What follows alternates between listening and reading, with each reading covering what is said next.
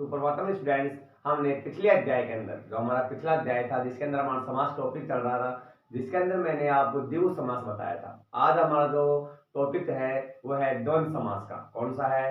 द्वंद्व समास का। द्वंद्व समास किसे कहते हैं, इसकी परिभाषा, इसकी पहचान, इसके बारे में बताऊंगा और अंत में, वीडियो के अंत में मैं इसकी पहचान बताऊंगा, किस प्रकार से इसकी पहचान होती है। द्वंद्व समास की पहचान बताऊंगा। यह आपके लिए वेरी मोस्ट रहेगा, क्योंकि हमारे परीक्षा के अंदर अव्ययभाव समास, द्वंद्व समास और क्रमधारय समास, ये तीन के उदाहरण बहुत ज्यादा आते हैं। तो ये हमारे द्वंद्व समास को जरूर देखना, क्योंकि इसके जो नियम है, उदाहरण है, वो परीक्षा में जरूर आते हैं। ठीक है, तो हमारे आज का टॉपिक का नाम है समास।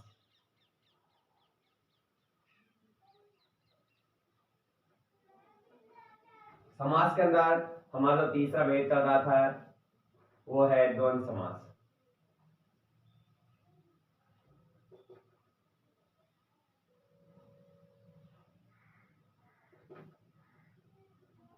द्वंद्व समास बच्चे अधिकांश लिखते समय बहुत गलत कर देते हैं।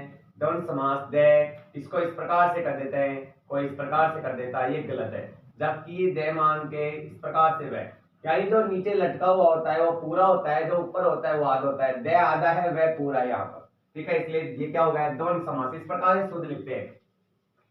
इसकी परिभाषा होती है संस्कृत के अंदर, इसकी परिभाषा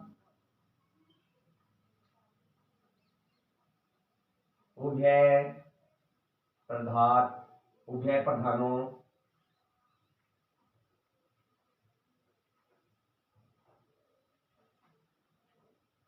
प्राय उभय पदार्थ, प्राय उभय पदार्थ कर देते हैं। प्राय यानी हमेशा। क्या होता है प्राय यानी? हमेशा। क्योंकि सबने हमें प्राय जोड़ा था, इसके अंदर जोड़ देते हैं प्राय उभय पदार्थ। उभय पदार्थ भी कर सकते हैं, प्राय भी कर सकते हैं। प्राय का अर्थ होता है हमेशा। ठीक है, प्राय का अर्थ क्या होता है? हमेशा होता है। उभय पदार्थ प्रधानों,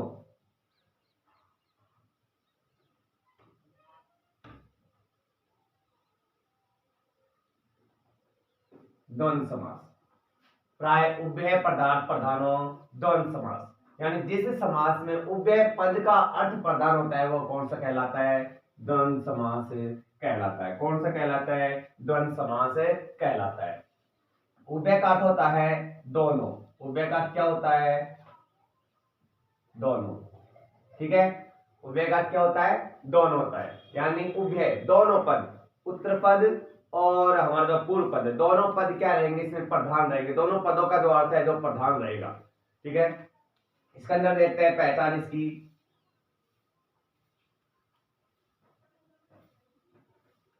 पहचान, यह समास, इसका जो समास है, जो समस्त पद,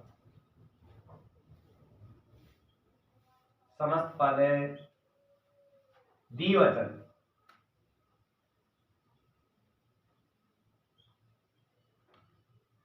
द्विवचन, समस्त पद द्विवचन और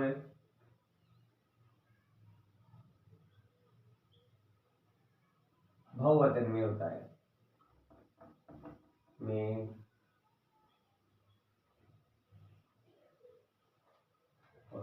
यानी इसका जो समस्त पद है पहचान, इसकी समस्त पद द्विवचन और किस में होता है? बहुवचन में होता है। लौकिक विग्रह कैसे करते हैं? लौकिक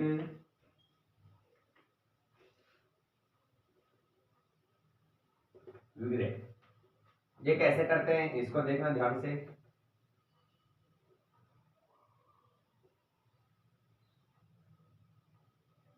समस्त समस्त पद का लौकिक विग्रह करते समय, समस्त पद का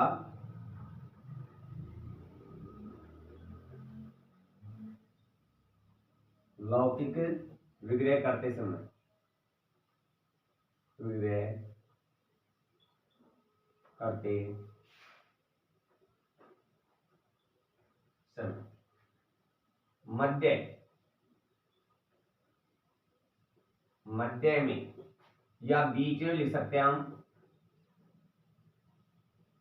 बीच में, मध्य में या बीच में, चय, इसका प्रयोग करेंगे हम। च का प्रयोग, च का कोष्टक, च का क्या होता है और च का प्रयोग करते हैं, प्रयोग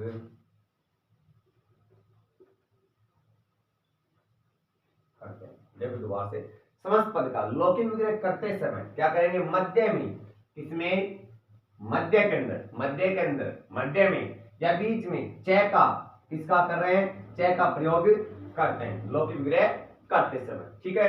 अच्छा, इसकी पहचान क्या है, समस्त पद, हमेशा समस्त पद किसमें रहेगा, द्विवचन और बहुवचन में होता है।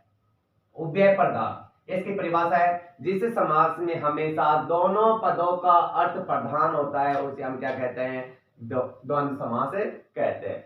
उभय पदार्थ अर्थ, पद अर्थ प्रधानों, यानी जिस समास में दोनों पदों का अर्थ प्रधान होता है उसे हम क्या कहते हैं, द्वंद्व समास कहते हैं। इसकी ये पहचान हो गई है। और इस लौकिक विग्रह किस प्रकार से करते हैं, इस प्रकार से।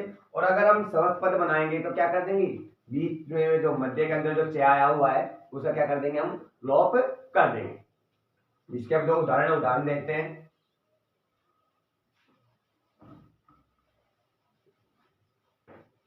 ये बहुत ही इजी है, सिंपल है, इतना हार्ड नहीं है जितना आप समझो। मामूली सा अंतर है समस्त पद और लौकिक विग्रह के अंदर। जैसे हम देखते हैं उदाहरण, इसके उदाहरण, माता पितरौ, माता पितरौ, तो माता पितरौ है या फिर पितरौ भी आ सकता है, क्या आ सकता है, पितरौ भी आ सकता है, क्या आ सकता है, माता पितरौ और पितरौ भी आ सकता है।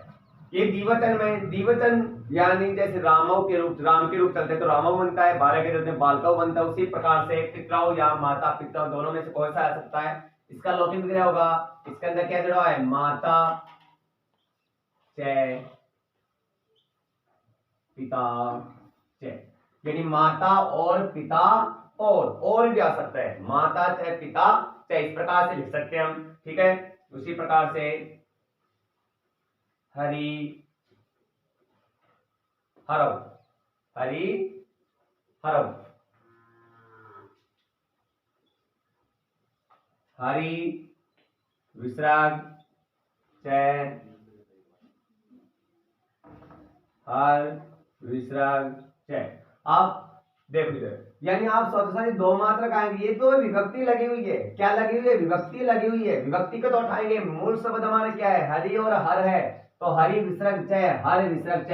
आप कहोगे सर यहाँ पर पास में ऐसा दे रखा है, गुंडी वाला स दे रखा है, इसी के स्थान पर हमने विसर्ग किया है, यानी बिल्कुल सरल तरीके से हमने क्या कर दिया, विसर्ग कर दिया। अच्छा जी, दूसरी बात, इसका समस्त पद बनाएंगे तो कैसे बनाएंगे, यानी च का लोप कर देंगे, और दो नाम है तो द्विवचन के अंदर दो मात्रा लगा देंगे और डंडा लगा देंगे, यानी द्विवचन के अंदर बाल के अंदर जैसे बालकौ बनता है उसी प्रकार पितरौ या हरौ। ठीक है। इन आएंगे तो किस में हो जाएगा, बहुवचन में हो जाता है। उसी प्रकार से देखते हैं हम,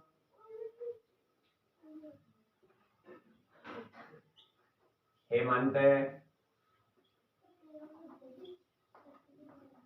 शिशिर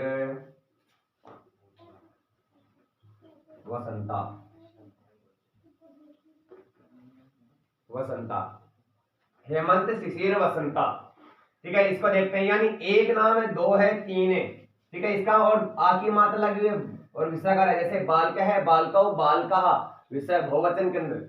ठीक है। उसी प्रकार बहुवचन आ रहा है, क्योंकि दो से ऊपर जाते हैं किस में हो जाता है, बहुवचन में हो जाता है, तो आ की मात्रा आ गई, आ के साथ विसर्ग आ गया। ठीक है। इसको देखते हैं क्या बनेगा इसका, हेमंत विसर्ग च, शिशिर विसर्ग च, वसंत विसर्ग च, क्या यार, च, यानी हम लास्ट में च कर भी सकते हैं, नहीं भी करें तो इसका कोई गलत नहीं होगा। ठीक है। हेमंत च, शिशिर च, वसंत च।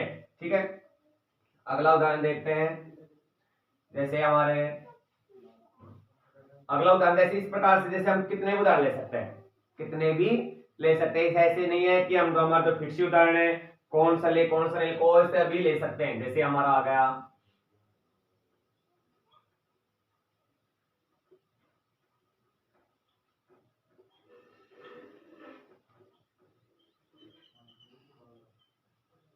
पार्वती परमेश्वर, इसको देखते हैं हम क्या बनेगा।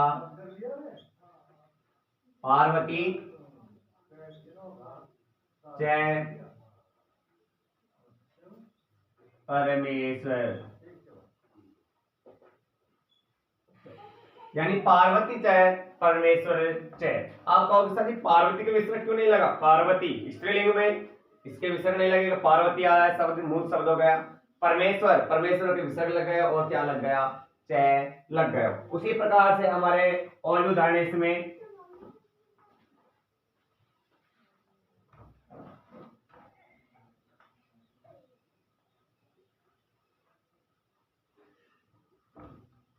शिव केशव, शिव केशव, इसको देखो शिव विसर्ग जय केशव विसर्ग जय। शिव केशव दो मात्रा आ गई है तो शिव विसर्ग जय केशव जय।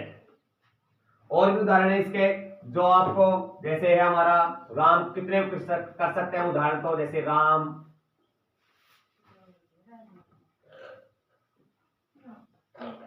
कृष्ण, राम कृष्ण, राम विसर्ग जय कृष्ण विसर्ग जय। राम कृष्ण, तो राम विसर्ग जय कृष्ण जय। ठीक है, जैसे और उदाहरण देखते हैं सीता, सीता रामौ,